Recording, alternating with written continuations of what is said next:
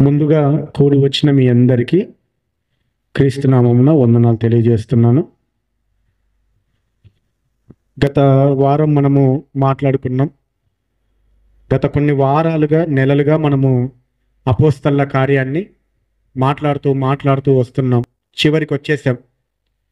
గత వారం మనం మాట్లాడుకున్నాం 26వ అధ్యాయాన్ని. అవునా? ఫేస్తు అనే అధికారి దగ్గర విచారణ జరుగుతుంది పౌలుకు. ఆ అధికారి దగ్గరికి అగ్రిప్ప, బెర్నీకే అనే రాజులు వచ్చారు. ఆ అధికారి మీరు కూడా అతని వాదన ఒకసారి వినాలి అన్నప్పుడు అగ్రిప్పరాజు సరే అనడము, ఆ మరుసటి రోజున అగ్రిప్పరాజు పౌలుని పిలిచి అతని వాదనను వినడము. పౌలు కూడా ఏం చెప్పాడు, నేనేదో కొత్తగా ఏం చెప్పట్లేదు. యూదులందరూ ఏదైతే నిరీక్షిస్తున్నారో, ఇజ్రాయేలీలందరూ ఏదైతే నిరీక్షిస్తున్నారో ఆ నిరీక్షణ గురించే నేను ప్రకటిస్తున్నా. ఆ నిరీక్షణ ఏంటట? యేసుక్రీస్తు వారు, అంటే ఆ మెస్సియానే యేసుక్రీస్తు అనేది నేను వారికి ప్రవక్తలు, పితరులు చెప్పిందే చెప్పాను తప్ప నేను కొత్తగా ఏది చెప్పలేదు. ఇదిగో అగ్రిప్పరాజా, యూదుల ఆచారాలు కానీ, యూదుల ప్రవర్తన కానీ, యూదులు చేసే విధానాలు కానీ మీకు మరుగై ఉండలేదు. ఏది అన్నీ మీకు తెలిసినవే కదా. నేను చెప్పింది కరెక్టో కాదో కూడా చూడండి. మీరు ప్రవక్తలను నమ్ముతున్నారా లేదా? ఇది ఎందుకు అడిగాడు? మీరు ప్రవక్తలను నమ్ముతున్నట్లు ఒప్పుకున్నారనుకోండి, అప్పుడు నేను చెప్తున్న మాటను ఒప్పుకున్నట్టే. అప్పుడు నా మీద ఏ నింద లేనట్టే కదా. అంటే ఇంత సులువుగా నన్ను క్రైస్తవుడిగా మార్చాలనుకుంటున్నావే, అంటే క్రీస్తును ఒప్పుకునేలాగా చేయగలుగుతున్నావే. అయితే నువ్వు రోమా చక్రవర్తి అయిన కైసరు రాజు దగ్గరనే చెప్పుకుంటా అన్నావు కాబట్టి అక్కడికి వెళ్ళే చెప్పుకోమన్నాడు. ఏమన్నాడు? రోమా చక్రవర్తి అయినా, అయితే నువ్వు రోమా చక్రవర్తి దగ్గర చెప్పుకోవాలనుకున్నావు కదా అని వాళ్ళు ముగ్గురు, ఎవరు? ఆ బెర్నికేయు, ఆ ఫేస్తును, అగ్రిప్పను పక్కకి వెళ్ళిపోయి, ఇతగాడిలో మనం శిక్ష విధించడానికి ఏది కనిపించలేదు కాబట్టి ఇతన్ని కైసర్ రాజు దగ్గరికి పంపించడము న్యాయము అని చెప్పేసి ఆ విధంగానే పంపించాలి అనే నిర్ణయము చేశారు. ఆ తర్వాత ఏం జరుగుతుందో 27వ అధ్యాయంలో చూద్దాం ఒకసారి. 27వ అధ్యాయం, అపోస్తల కార్యంలో 27వ అధ్యాయం మొదటి వచనం. మేము ఓడ ఎక్కి ఇటలీ వెళ్ళవలనని నిర్ణయమైనప్పుడు వారు పౌలును మరికొందరు ఖైదీలను ఐగుప్తు పటాలంలో శతాధిపతి అయిన యూలు అని వానికి అప్పగించిరి. ఏమంటాం? మేము అని ఎవరిని గురించి చెప్తున్నాడు ఇక్కడ? ఈ గ్రంథకర్త ఎవరు? లూకా. లూకా ఈ గ్రంథాన్ని రాస్తూ నేను కూడా ఉన్నానని మేము అని కలిపి చెప్తా ఉన్నాడు. ఏమంటున్నాడు అక్కడ? మేము ఓడ ఎక్కి ఇటలీ వెళ్ళవలనని నిర్ణయం అయినప్పుడు.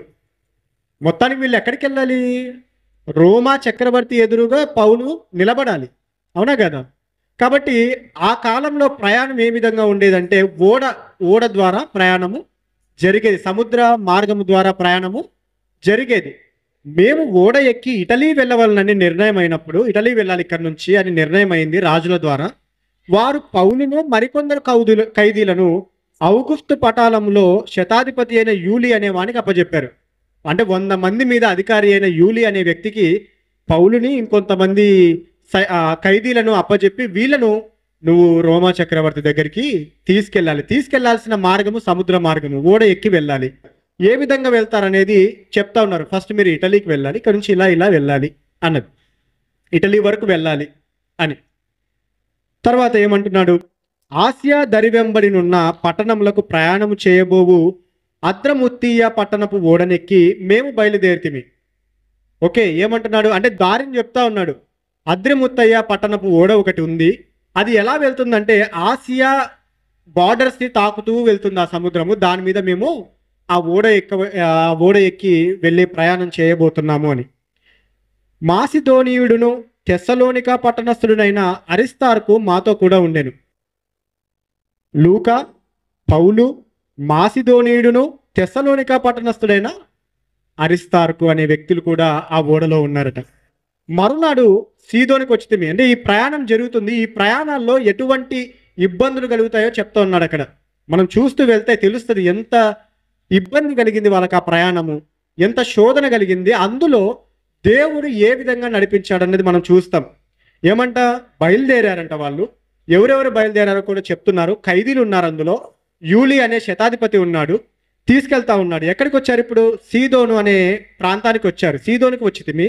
అప్పుడు యూలి పౌలు మీద దయగా ఉండి అతడు తన స్నేహితుల యొద్దకు వెళ్ళి పరామరిక పొందుటకు అతనికి సెలవిచ్చాడు. సీదోనుకి వచ్చాడు.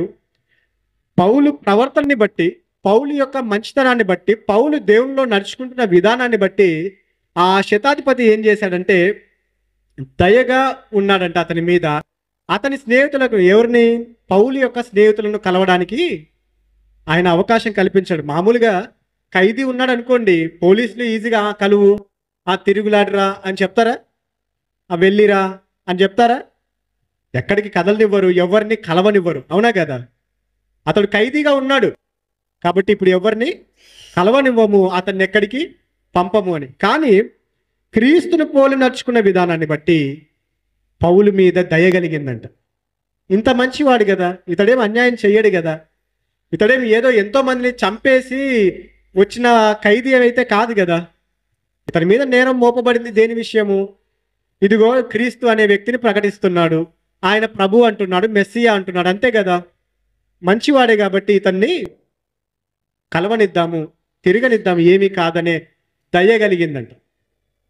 మరి మన ప్రవర్తన క్రీస్తుని పోలి ఉంటే దయ కలిగే అవకాశము ఉంది. మన ప్రవర్తన క్రీస్తుని పోలి నడుచుకుంటే మన పైన అధికారులకైనా ఎవరికైనా దయ కలిగేలాగా ఉంటుంది అనడానికి అక్కడ చూపిస్తూ ఉన్నాడు. ఆ తర్వాత ఏమైంది? ప్రయాణం కొనసాగుతూ ఉంది. ఎక్కడి నుండి సీదోను నుండి బయలుదేరిన తర్వాత ఎదురుగాలి కొట్టుచున్నందున కుప్ర చాటున ఓడ నడిపితిమి. ఎదురుగాలి కొడుతూ ఉంది, ఓడ ఆ గాలికి నిలవలేకపోతా ఉంది. కాబట్టి కుప్ర అనే ప్రాంతము దిశగా వెళ్తా ఉన్నారు. మరియు కిలికియకును పంపులియకును ఎదురుగా ఉన్న సముద్రము దాటి లుకియలో ఉన్న మూరకు చేరితిమి. ఇవన్నీ ప్రాంతాలండి. ఏ ప్రాంతాలు తెలుసా? కుప్ర, కిలికియ, పంపులియ, లుకియా, ఇవన్నీ పౌలు గారు చేసిన మొదటి ప్రయాణంలోని ప్రాంతాలు. అవన్నీ చెప్తా ఉన్నాడు. ఆ ప్రాంతాల గుండా, ఎందుకంటే ఎదురుగాలి గట్టిగా కొడుతుంది, ఓడ సాగే అవకాశం లేదు ముందరికి ప్రయాణం, కాబట్టి వేరే దారి గుండా వెళ్ళాలి. కాబట్టి ఎక్కడి నుంచి వెళ్తున్నాడంట?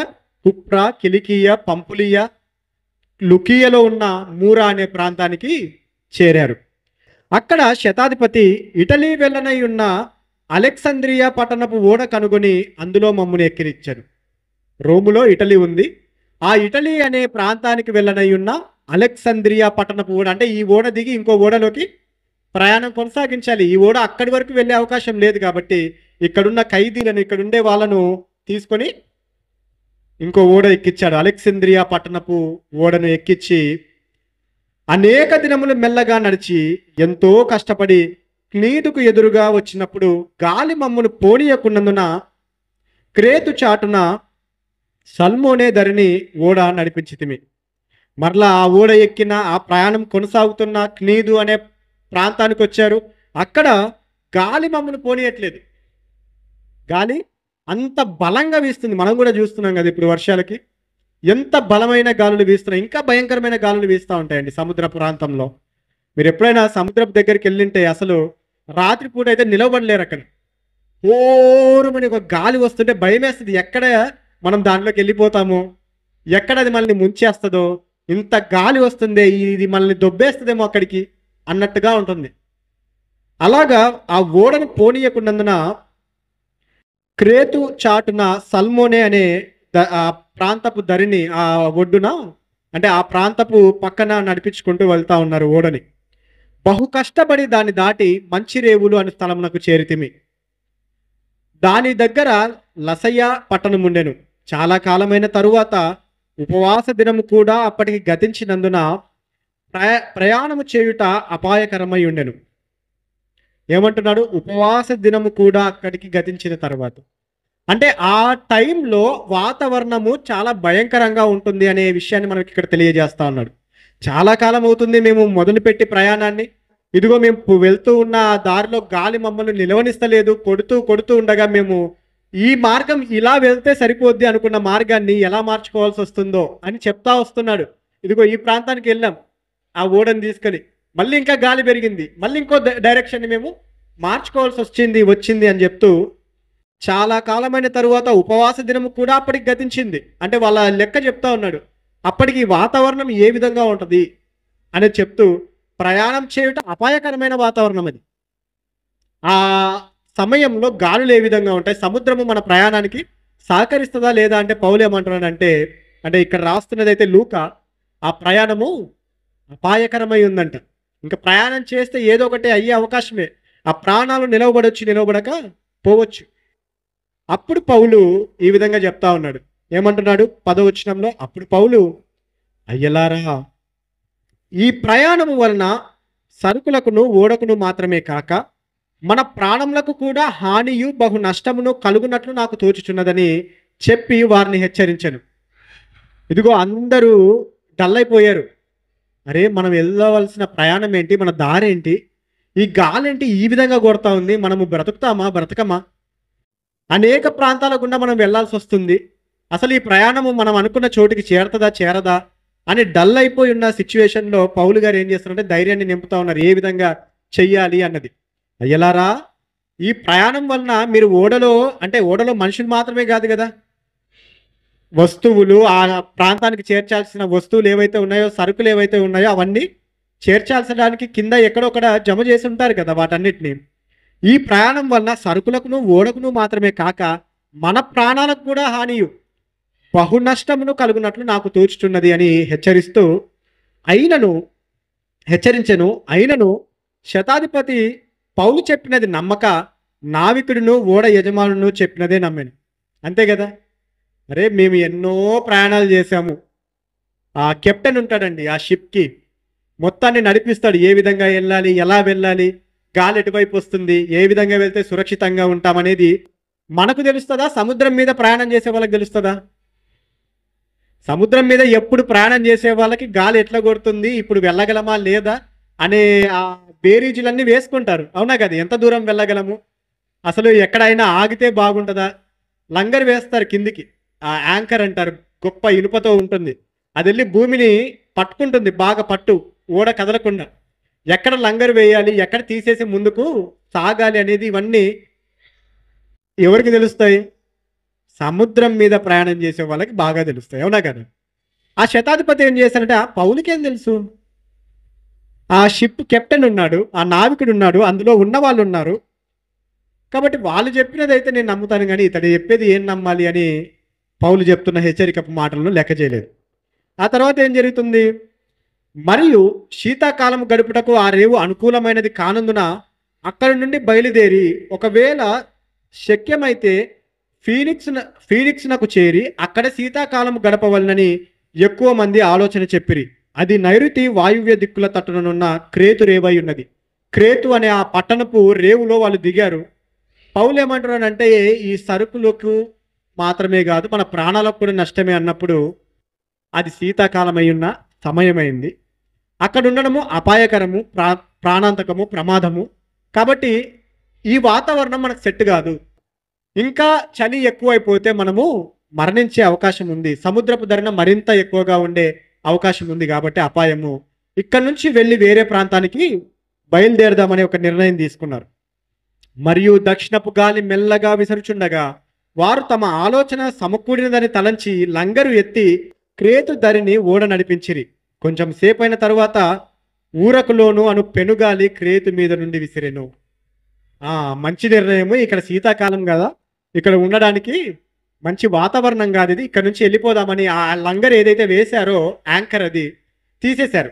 తీసేసి ఇంకా ఓడను నడిపించిన, అమ్మయ్య వాతావరణం బాగుంది, ఇంకా మనకేం ప్రమాదం లేదు, మన ఆలోచన సరైనదే అని వెళ్తూ ఉంటే ఊరకులోను అంటే ఇప్పుడు ఒక్కొక్క గాలికి ఒక్కొక్క పేరు పెడతా ఉంటారండి. ఒక్కొక్క తుఫానుకి హుదూ తుఫాను అని, లైలా తుఫాను అని ప్రభుత్వము కొన్ని పేర్లు పెడతా ఉంటుంది.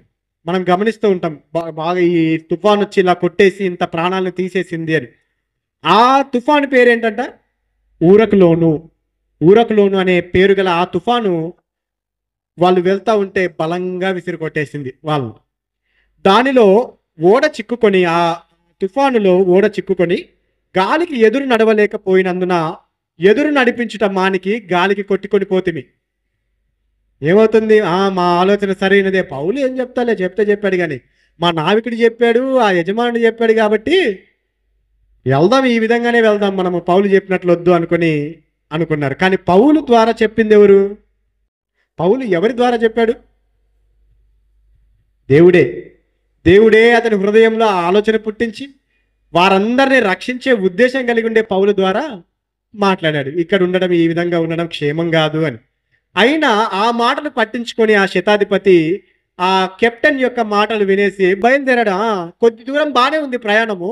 అమ్మయ్య, ఏ గాలి లేదు, ఏమి లేదు, మన ఆలోచన గొప్పది, మనం బాగా ఆలోచించామనుకునేసరికి ఊరకులోను అనే పెనుగాలి కొట్టేసి గాలి నిలబడలేకపోయి కొట్టుకొని పోయారంట. ఆ విధంగా అంటే ఓడ నిలబడలేక గాలి ఏ విధంగా వీస్తే ఆ విధంగా వెళ్తా ఉంది. ముందుకు వెళ్తుండొచ్చు, సైడ్కి వెళ్తుండొచ్చు. ఆ నది ఆ సముద్ర ప్రవాహానికి, ఆ గాలి ఉండే వేగానికి అది కొట్టుకొని పోతా ఉంది. తరువాత కౌదా అనబడిన ఒక చిన్న ద్వీపము చాటున దాన్ని నడిపింపగా పడవను భద్రపరచుకునుట బహు కష్టతరమాయను. ఇంకా నిలవలేదు పడవ అన్నంత స్థితికి చేరుకునింది ఆ తుఫాను, ఆ గాలి, వాళ్ళ ప్రయాణము. దానిని పైకెత్తి కట్టిన తరువాత తాళ్ళు మొదలైనవి తీసుకొని ఓడ చుట్టూ బిగించి కట్టిరి. ట్రై చేస్తున్నారు ఎంతవరకు వీలైతే అంతవరకు. ఆ తెరచాపలను ఉంటాయండి బట్టలాగా, ఈ విధంగా ఏ విధంగా నడవాలి అన్నది దాని ద్వారా బాగా నడుస్తుంది. ఓడ వేగంగా కూడా నడుస్తుంది. కాబట్టి ఆ గాలికి ఎదురుతా వాళ్ళు ట్రై చేస్తూ ఉన్నారు. తాళను పట్టుకొని కనీసం ఈ ఓడ కొట్టుకొని పోకుండా ఆపుదామని. బహు కష్టతరమైందంట వాళ్ళకి. అయినా కానీ ఓడ నిలవట్లేదు. ఏమంటున్నారు? మరియు సూర్తిసను ఇసుక తిప్ప మీద పడుదుమేమో అని భయపడి ఓడ చేపలు దింపివేసి కొట్టుకొని పోయి. అంటే ఆ తెర చేపలు కూడా ఒక పెద్ద బట్ట ఉంటుందండి ఓడలో. అది గాలి యొక్క డైరెక్షన్ని బట్టి ఓడను నడిపిస్తూ ఉంటుంది. కాబట్టి దీనివల్ల కూడా ఇంకా లాభం కలగట్లేదు అని వాళ్ళ ప్రయాస అంతా వదిలిపెట్టేసుకుని ఆ గాలి ఏ విధంగా, ఆ తుఫాను ఏ విధంగా కొడుతుందో ఆ విధంగా కొట్టుకొని పోతా ఉన్నారు. మిక్కిలి పెద్ద గాలి కొట్టుచున్నందున మరునాడు సరుకులు పారవేయసాగిరి. ఇప్పుడు వింటున్నారు ఎవరి మాటలు? పౌలు మాటలు. అయినా ఓడలోని సరుకులు ఇవన్నీ తీసేస్తే కనీసం కొద్దిగా మనం బ్రతకడానికైనా అవకాశం కలగొచ్చు. ఇంత భారీ అయినది నడవడానికి అవకాశం లేదు. కనీసం మనల్ని మనం సేవ్ చేసుకోవడానికి ప్రయత్నం చేద్దాము అన్నట్టుగా చెప్పినది అప్పుడు వినలేదు. కెప్టెన్ మాట విని ఆ విధంగా వెళ్ళారు. నావికుని మాట విని ఇప్పుడు సరుకులు పారవేయ సాగిరి. 3వ దినమందు తమ చేతులారా ఓడ సామాగ్రి పారవేసిరి. ఓడలో ఉన్న సామాగ్రిని కూడా పడేస్తూ వచ్చారు. ఇవి ఉండడం వల్ల మనకు ఉపయోగం లేదు, మనకు తేలికపాటి చేద్దాము అనుకుని. కొన్ని దినములు సూర్యుడైనను నక్షత్రములైనను కనబడక పెద్ద గాలి మా మీద కొట్టినందున ప్రాణములతో తప్పించుకుందుమని ఆశ బొత్తిగా పోయిను. ఓడలో ఉన్న వారికంతా దాదాపు 300కి దగ్గర రమారమి 300 దగ్గర ఉన్నారండి అక్కడ ఓడలో. ఖైదీలు, సైనికులు, శతాధిపతి, ఇంకా ఓడలో ప్రయాణిస్తున్న వాళ్ళు. ఆ ఆశ బొత్తిగా నశించిపోయిందంట. బ్రతుకుతాము అనే ఆశ పోయింది. ఎందుకంటే ఆ గాలి అంత భయంకరంగా ఉంది. ఇంక బ్రతకం రా నాయన. సరుకుల్ని పడేసాము, ఓడలో ఉన్న వాటిని ఖాళీ చేసేసాము, కనీసము ఇప్పటికైనా బ్రతుకుతామనే ఆశ కలగట్లేదు. వారు బహుకాలము భోజనము లేక ఉన్నందున పౌలు వారి మధ్యను నిలిచి చెప్తా ఉన్నాడు, భోజనం లేదు, ఆశ లేదు, అంటే బ్రతుకుతామన్న ఆశ లేదు, ఇంకా అయిపోయింది మా పని అనుకున్న వాళ్ళ దగ్గరికి వచ్చి పౌలు ఏమంటున్నాడు? అయ్యలారా, మీరు నా మాట విని క్రేతు నుండి బయలుదేరకయే ఉండవలసినది. అప్పుడు ఈ హానియు నష్టమును కలగకపోవును. నేను క్రేతులో ఉన్నప్పుడే చెప్పానయ్యా, మనకి నష్టం కలగబోతుంది దీనివల్ల అని. మీరు అప్పుడు వినింటే ఈ సరుకులు పాడేయాల్సిన అవసరము లేకుండే, ఈ హాని కూడా మనకు కలగకుండా. ఇంత కష్టపడుతున్నారు, ఇంత ప్రయాసపడుతున్నారు, అయినా ఇది నిలవట్లేదు అని చెప్పి ఏమంటున్నాడు? ఇప్పుడైనా ధైర్యం తెచ్చుకోండి అని మిమ్మల్ని వేడుకొనిచున్నాను. ఓడకే గాని మీలో ఎవని ప్రాణమునకును హాని కలగదు. నేను ఎవని వాడనో, ఎవరిని సేవించుచున్నానో ఆ దేవుని దూత గడచిన రాత్రి నా యొద్ద నిలిచి, పౌలా, భయపడకుము, నీవు కైసరు ఎదుట నిలవవలసి ఉన్నది. ఇదిగో, నీతో కూడా ఓడలో ప్రయాణమైపోవచ్చున్న వారందరినీ దేవుడు నీకు అనుగ్రహించి ఉన్నాడని నాతో చెప్పాను.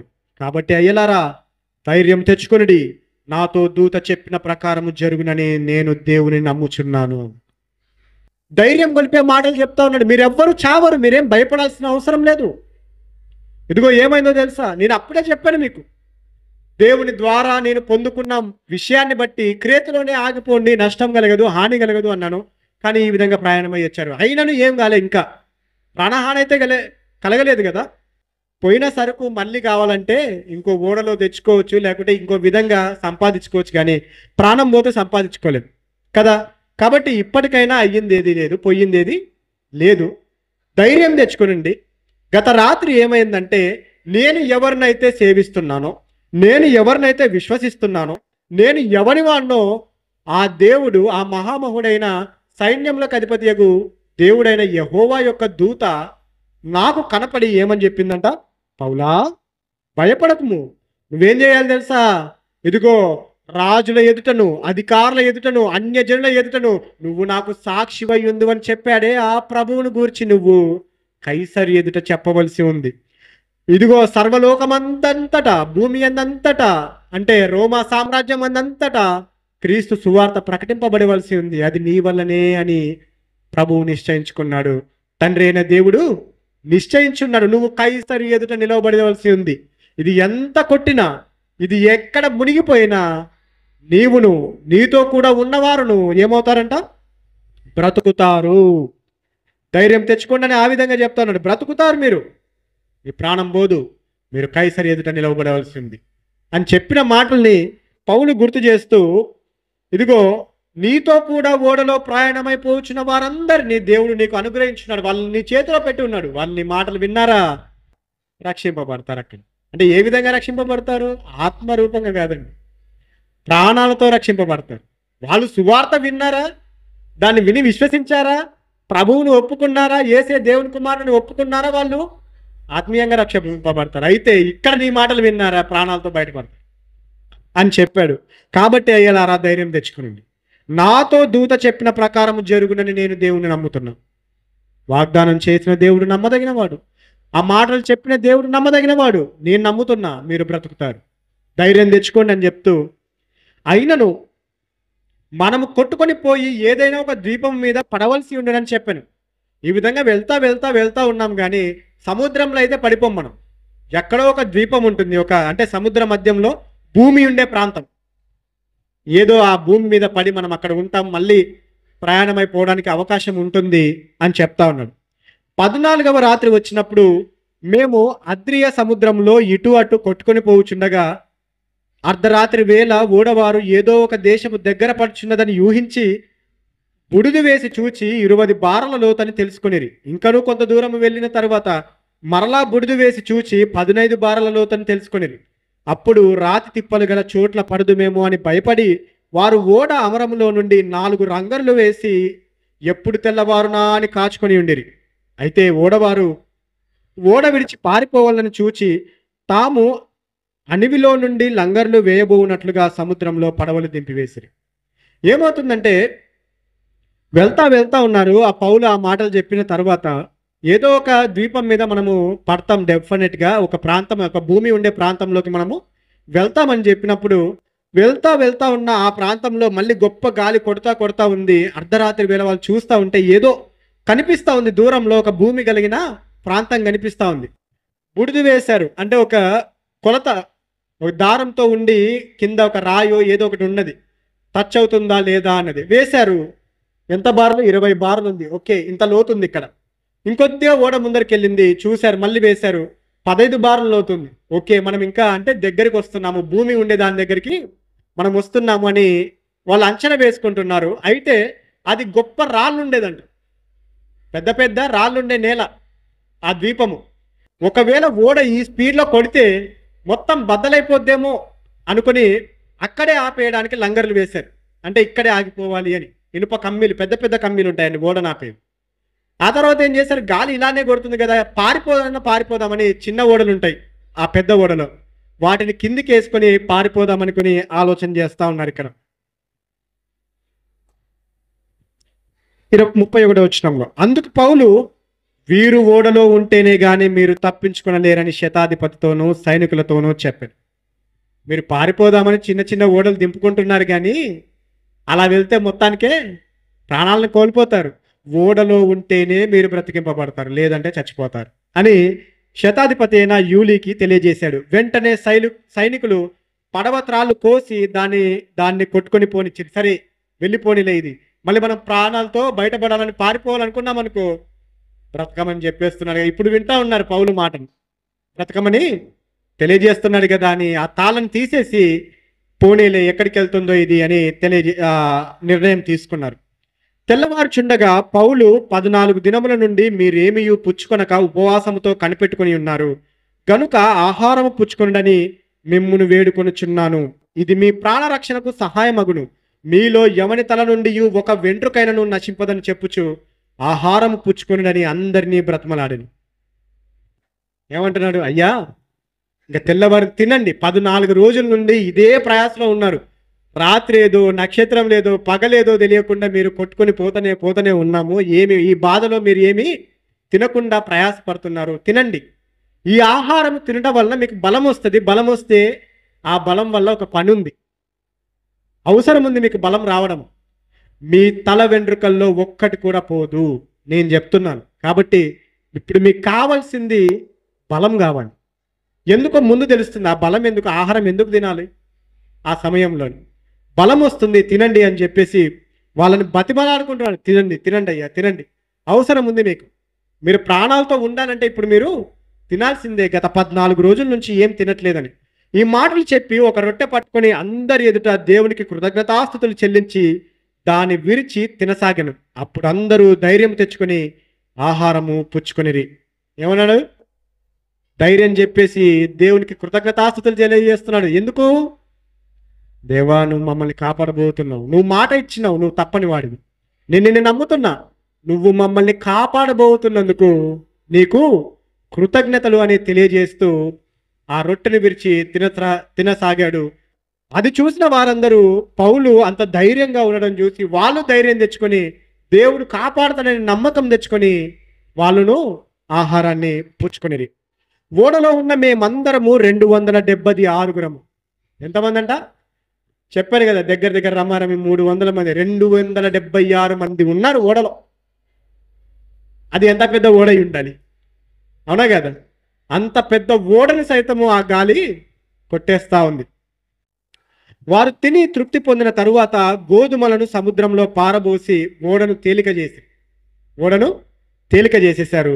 ఉదయమైనప్పుడు అది ఏ దేశమో వారు గుర్తుపట్టలేదు, కానీ దరిగల ఒక సముద్రపు పాయను చూచి సాధ్యమైన ఎడల అందులోనికి ఓడను త్రోయవలనని ఆలోచించిరి. కనుక లంగర్ల త్రాళ్లను కోసివేసి వాటిని సముద్రంలో విడిచిపెట్టి చుక్కానుల కట్లు విప్పి ముందటి తెరచాప గాలికెత్తి సరిగా దరికి నడిపించిరి. గాని 2 ప్రవాహములు కలిసిన స్థలమందు చిక్కుకొని ఓడను మెట్టపట్టించిరి. అందువలన అన్నివి కూరుకొని పోయి కదలకయుండెను. అమరము ఆ దెబ్బకు బద్దలైపోసాగింది. వెళ్తా ఉన్నారు, కనిపించింది ఒక పాయ కనిపించిందంట. ఆ ప్రాంతం దగ్గరికి వెళ్తా ఉంది.